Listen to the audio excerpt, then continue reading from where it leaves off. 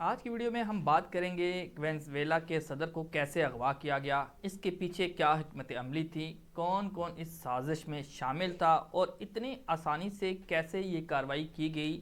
جانیے مکمل تفصیل اس ویڈیو میں۔ 3 جنوری 2026 کی رات عالمی سیاست کی تاریخ میں ایک ایسی سیاہ رات کے طور پر ہمیشہ یاد رکھی جائے گی جس نے بین الاقوامی قوانین، ریاستی خود مختاری اور عالمی امن کے بنیادی تصورات کو شدید دھچکا پہنچایا۔ یہ وہ رات تھی جب طاقت نے قانون کو روند ڈالا اور عسکری قوت نے سفارتی اصولوں کو بے معنی بنا دیا۔ فلوریڈا میں واقع ایک محفوظ کمرے کے اندر درجنوں اسکرینوں کی روشنی میں بیٹھا دنیا کا طاقتور ترین شخص امریکی صدر ڈونلڈ ٹرمپ کسی تفریح پروگرام یا فلم میں محو نہیں تھا، بلکہ وہ براہ راست ایک خفیہ فوجی کارروائی کی نگرانی کر رہا تھا۔ یہ کارروائی کسی دہشت گرد تنظیم یا مسلح گروہ کے خلاف نہیں تھی، بلکہ اس کا ہدف ایک خود مختار ریاست وینزویلا کا منتخب صدر نیکولس مادورو تھا۔ یہ واقعہ محض ایک ملک تک محدود نہیں رہا، بلکہ اس نے پوری دنیا کو یہ سوچنے پر مجبور کر دیا کہ اب عالمی نظام طاقت کے قانون پر چلنے لگا ہے۔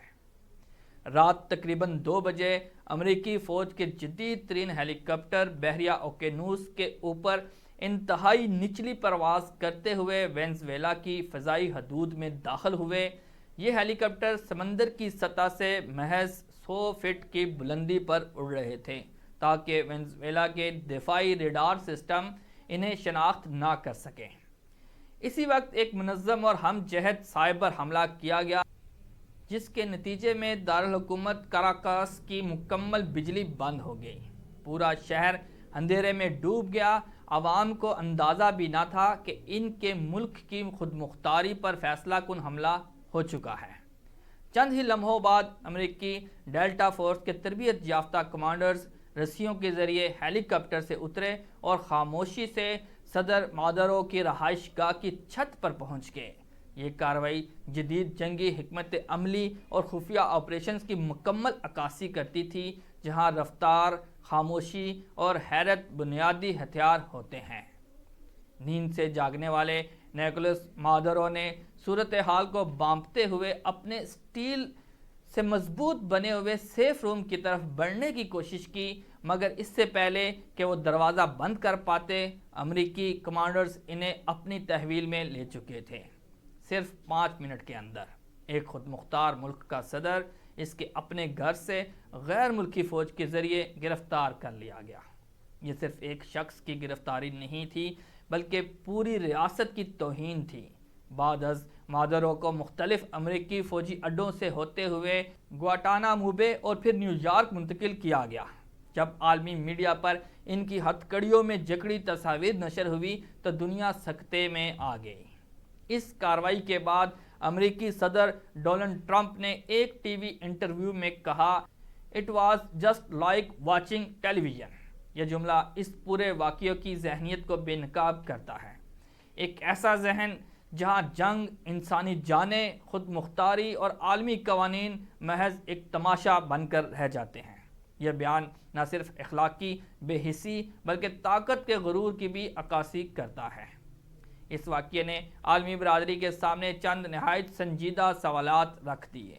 کیا طاقتور ممالک اب کسی بھی خود مختار ریاست کے سربراہ کو اغوا کرنے کا حق رکھتے ہیں؟ اگر ایسا ممکن ہے تو اقوام متحدہ، عالمی قوانین اور بین الاقوامی نظام کی حیثیت کیا باقی رہ جاتی ہے؟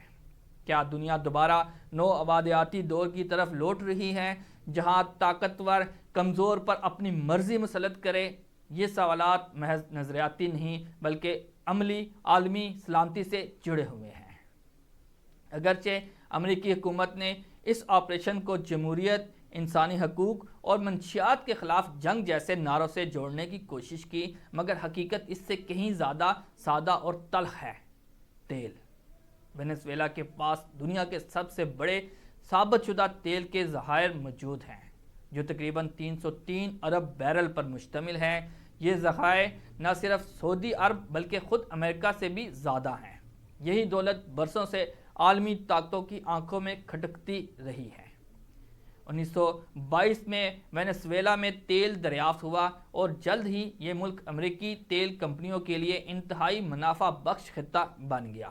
کئی دہائیوں تک امریکی کمپنیاں یہاں بلا روک و ٹوک کام کرتی رہیں، تاہم 1999 میں جب ہیوگو چاویز اقتدار میں آئے تو حالات بدل گئے۔ چاویز نے تیل کی صنعت کو نیشنلائز کیا، غیر ملکی کمپنیوں کا اثر رسوخ کم کیا اور قومی وسائل کو عوامی فلاح کے لیے استعمال کرنے کی پالیسی اپنائی۔ یہی اقدامات امریکہ کے لیے ناقابل قبول ثابت ہوئے۔ چاویز اور بعد از مادورو کے دور میں امریکہ نے وینزویلا پر سخت معاشی پابندیاں عائد کیں، حکومت گرانے کی خفیہ کوششیں کیں، اندرونی سیاسی عدم استحکام پیدا کرنے کی کوشش کی۔ اس سب کے باوجود وینزویلا نے مزاحمت جاری رکھی۔ مادورو پر لگائے گئے منشیات اسمگلنگ کے الزامات بھی کئی حوالوں سے کمزور نظر آتے ہیں۔ وینزویلا نہ تو بڑا ڈرگ پروڈیوسر ہے اور نہ ہی امریکہ جانے والی زیادہ تر منشیات کا بنیادی راستہ۔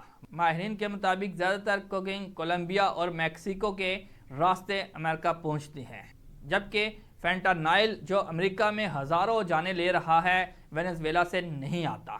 اسی لیے کئی تجزیہ کار اس بیانیے کو عراق جنگ میں پیش کیے گئے جھوٹے جواز سے تشبیہ دیتے ہیں۔ اس کارروائی کے بعد دنیا بھر سے شدید رد عمل سامنے آیا۔ لاطینی امریکہ کے کئی ممالک، چین، روس اور اقوام متحدہ کے سیکرٹری جنرل نے اسے بین الاقوامی قوانین کی کھلی خلاف ورزی قرار دیا۔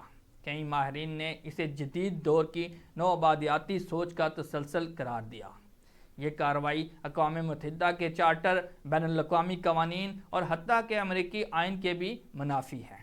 امریکی آئین کے مطابق کسی بھی بڑے فوجی اقدام کے لیے کانگریس کی منظوری ضروری ہوتی ہے، جو اس معاملے میں نہیں لی گئی۔ اس بنیاد پر خود امریکہ کے اندر بھی شدید اعتراضات اور تنقید کی باتیں سامنے آ رہی ہیں۔ اگر اس طرز عمل کو معمول بنا لیا گیا تو دنیا میں طاقتور ممالک کمزور ریاستوں پر اپنی مرضی مسلط کریں گے، عالمی قوانین محض کتابوں تک محدود رہ جائیں گے اور دنیا ایک نئے عالمی تصاعد کی طرف بڑھ سکتی ہے۔ نکولس مادورو ایک اچھے حکمران تھے یا نہیں، یہ ایک الگ بحث ہے، مگر کسی خود مختار ریاست کے صدر کو رات کے اندھیرے میں اس کے گھر سے اغوا کرنا صرف وسائل پر قبضہ کرنے کے لیے انصاف نہیں بلکہ طاقت کا وحشیانہ استعمال ہے۔ اگر دنیا نے آج اس عمل پر خاموشی اختیار کی تو کل کوئی بھی ملک، کوئی بھی رہنما محفوظ نہیں رہے گا۔ یہ واقعہ ہمیں یاد دلاتا ہے کہ عالمی امن صرف قوانین بنانے سے نہیں بلکہ ان پر عمل کرنے سے قائم رہتا ہے۔ میں ہوں خرم ابن شبیر اور اس طرح کی ویڈیو لے کر آپ کی خدمت میں حاضر ہوتا رہوں گا۔ اجازت چاہوں گا۔ اللہ حافظ۔